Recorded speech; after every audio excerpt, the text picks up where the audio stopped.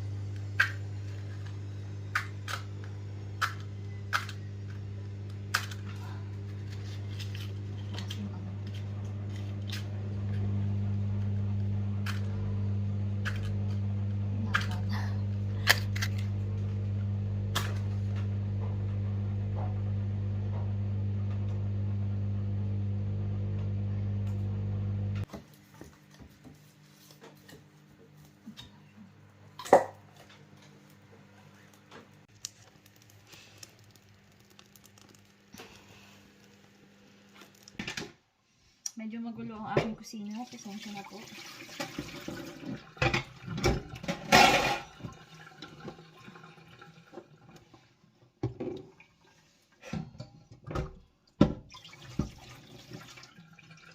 So, tayo ay magpapakulo.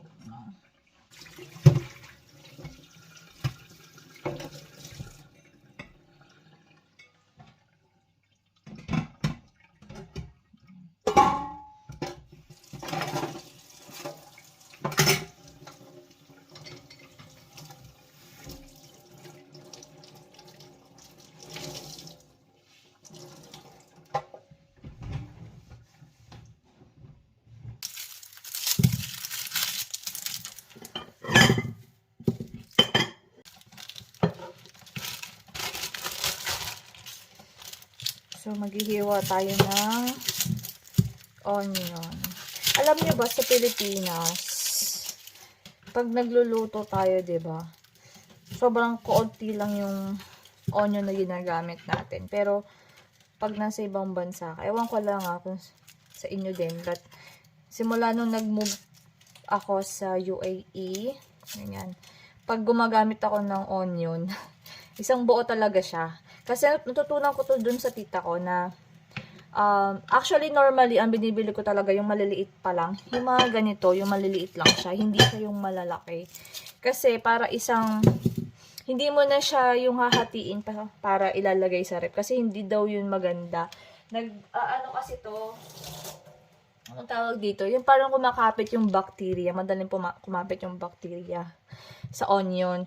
So, kapag once na hinati mo na siya, kailangan lahat yan is magamit mo na. Hindi mo na siya ilalagay sa ref or ilalagay kung saan saan.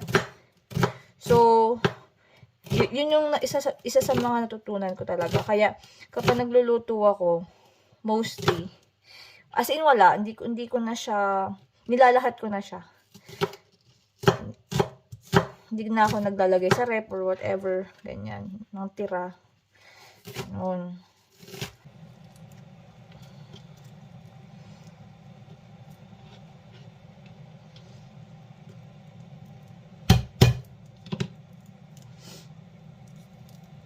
Dapat rice ang kakainin namin today.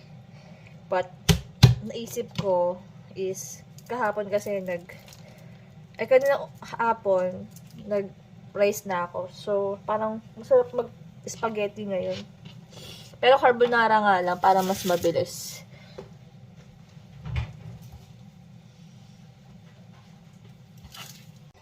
Nalagyan natin siya ng parsley. Meron pa kasi ako natira.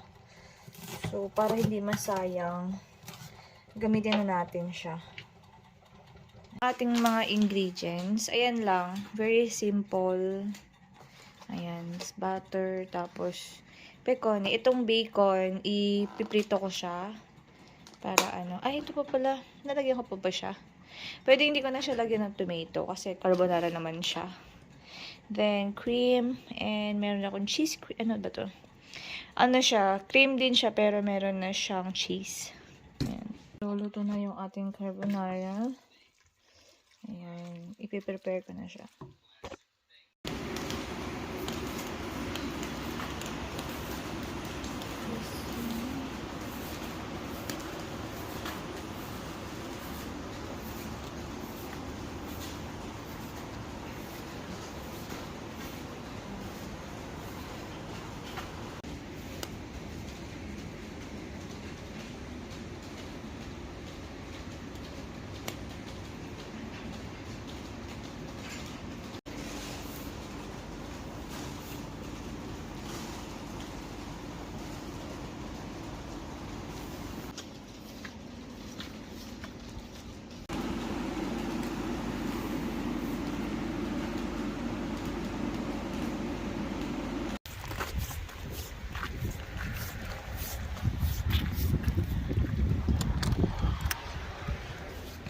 So, ito na yung ating magiging cafeteria. Ayan, hindi pa siya tapos.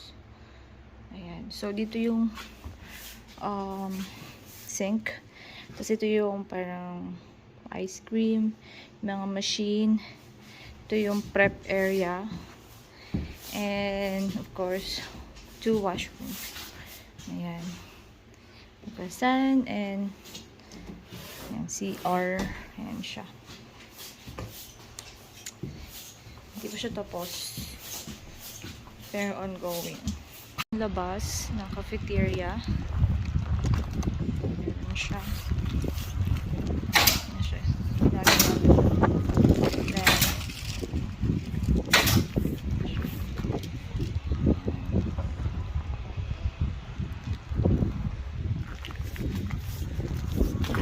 medyo madulas yung daan. So, kailangan natin mag-ingat. Ayun yung souvenir area. Tapos meron daw mini greenhouse.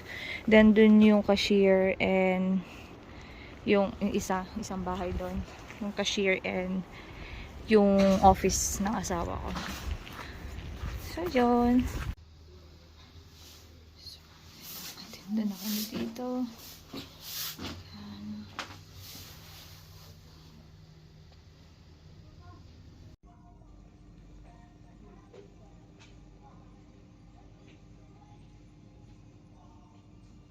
So, ito yung sofa.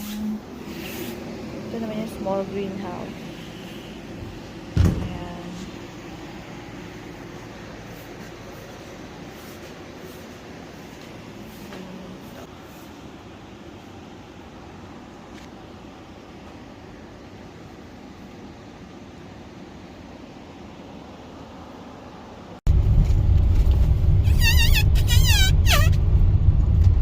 Here your ears are.